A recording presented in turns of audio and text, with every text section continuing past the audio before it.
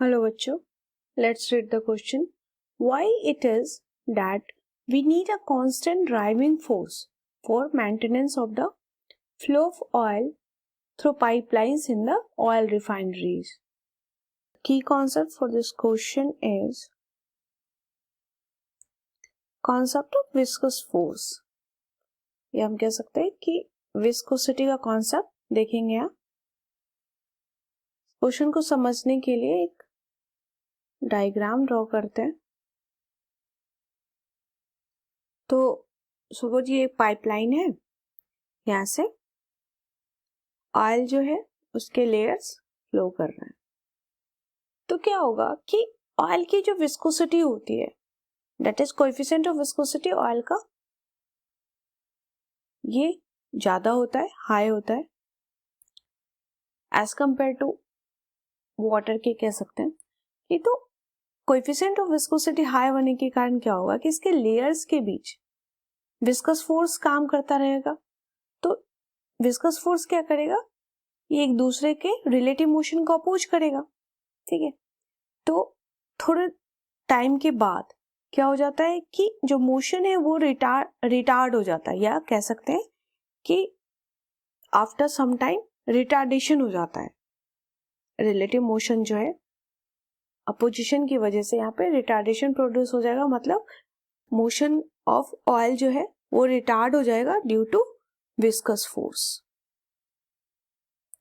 Viscous force के कारण यहाँ रिटार्डेशन प्रोड्यूस हो जाएगा इन ऑयल.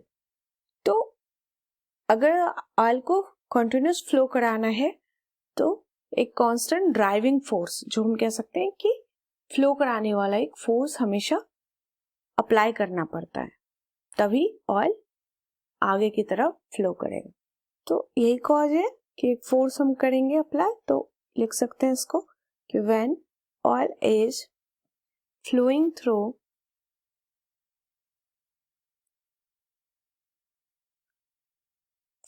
थ्रू पाइप, या पाइपलाइंस जो है बहुत लंबे लंबे पाइपलाइंस होते हैं, तो बहुत दूर तक ट्रैवल करना पड़ता है ऑयल को. Through pipe it flows in the form of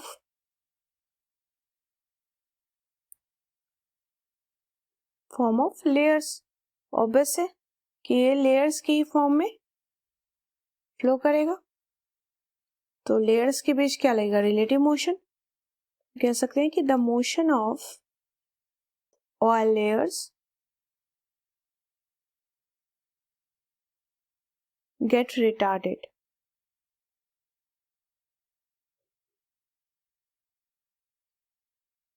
after traveling certain distance.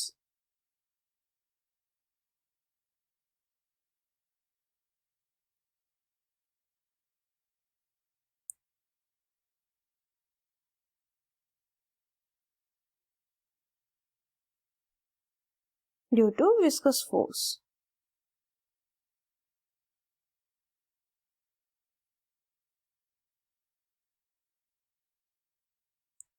अभी विस्कस फोर्स कहाँ काम कर रहा है, acting between the layers of oil.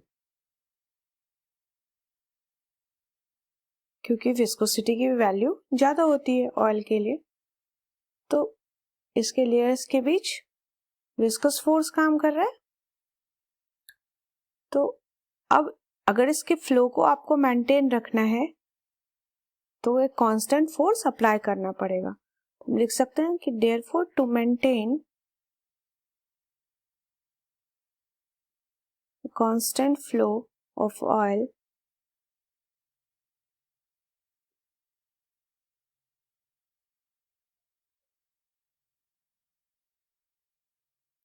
in the pipe, a constant driving force की जरूरत होगी. constant driving force is required. नहीं तो क्या होगा, स्लो होता जाएगा ऑयल का फ्लो.